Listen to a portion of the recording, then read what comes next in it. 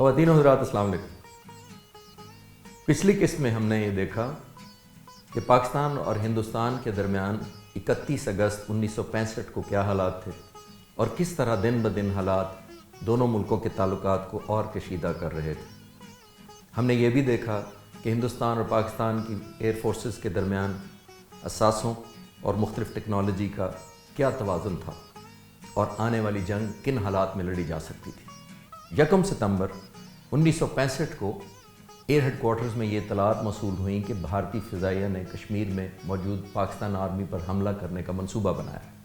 اس بات کی تصدیق کے لیے ایئر وائس مارشل نور خان نے ایک بار پھر بھرپور قائدانہ صلاحیتوں کا مظاہرہ کرتے ہوئے چھم سیکٹر پر دشمن کی نقل و حمل کا خود جائزہ لینے کے لیے فیصلہ کیا۔ انہوں نے ایک تربیتی طیارے T-37 میں چکلالہ سے اڑان بھری، گجرات کے قریب ایک چھوٹی سی ایئر فیلڈ پر جا اترے، آرمی کے نمبر 1 کور ہیڈ کوارٹر پر جا کر تازہ ترین صورتحال کا جائزہ لیا اور واپس آ کر ساری صورتحال کے تناظر میں جنگی حکمت عملی ترتیب دی اور پاک فضائیہ کو پوری طرح الرٹ کرنے کا حکم جاری کیا۔ نور خان نے پاکستان آرمی کو وہیں سے فوری طور پر یہ پیغام پہنچایا کہ بڑی تعداد میں پاکستان آرمی کے دستے، ٹینک، بندوقیں اور گاڑیاں دشمن کی ہوائی فوج کا آسانی سے نشانہ بن سکتے ہیں۔ اسی اثنا میں چھم سیکٹر پر پاکستانی ریڈار پر بھارتی ایئر فورس کے جنگی طیاروں کو نمودار ہوتے دیکھا گیا۔ زمین پر تعینات کیے گئے پاک فضائیہ کے آبزرورز نے یہ اطلاع دی کہ بھارتی طیارے پاکستان کی حدود میں داخل ہو رہے ہیں۔ پاک فضائیہ کے 2 سیبر طیارے جو فضائی گشت پر مامور تھے، انہیں حکم دیا گیا کہ وہ فوراً دشمن کی طرف رخ کریں۔ یہ سیبر طیارے اسکواڈرن لیڈر سرفراز رفیقی جو نمبر 5 اسکواڈرن کے آفیسر کمانڈنگ تھے اور 15 اسکواڈرن کے فلائی لیفٹیننٹ امتیاز بھٹی 20,000 فٹ کی بلندی پر اڑا رہے تھے۔ انہوں نے دشمن کے طیاروں کو حد نگاہ بہت کم ہونے کے باوجود دیکھ لیا۔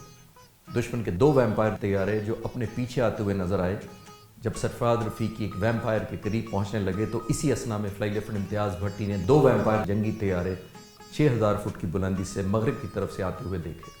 ابھی سرفراز رفیقی کو وہ بتانا ہی چاہ رہے تھے کہ سرفراز رفیقی نے ایک ویمپائر کو طاق کر میزائل داغا اور وہ آگ کے شعلوں کی لپیٹ میں آ گیا اور زمین پر جا گرا۔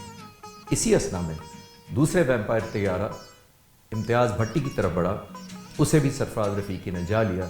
اس مارکے میں امتیاز بھٹی نے بھی 2 طیاروں کو مار گرایا۔ اس طرح اسکواڈرن لیڈر سرفراز رفیقی اور فلائی لیفٹیننٹ امتیاز بھٹی نے 2 ویمپائر طیاروں کو مار گرایا۔ ان 4 جہازوں کا ملبہ ہندوستانی افواج کے اوپر گرا اور ان 4 ہوا بازوں میں سے صرف ایک ہوا باز پیراشوٹ سے چھلانگ لگا کر اپنی جان بچا سکا۔ اس نقصان کی تصدیق اگلے دن اس وقت کے ہندوستانی وزیر اعظم نے بھی کر دی۔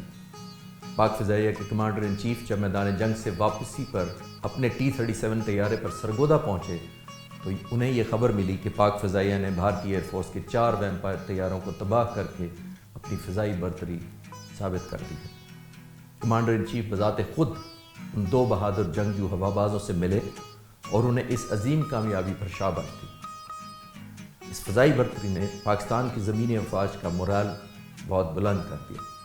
اس مارکے کے بعد نمبر 4 کور کے توپ خانے کے کمانڈر بریگیڈیئر امجد چودھری نے پاک فضائیہ کے کمانڈر ان چیف کو اپنے خط میں لکھا، آپ کی چھم سیکٹر پر پہلی کامیابی نے ہمارے ذہنوں میں یہ بات ڈال دی ہے کہ ہمیں پاک فضائیہ کی موجودگی میں دشمن کی ایئر فورس کی فکر کرنے کی ضرورت نہیں ہے۔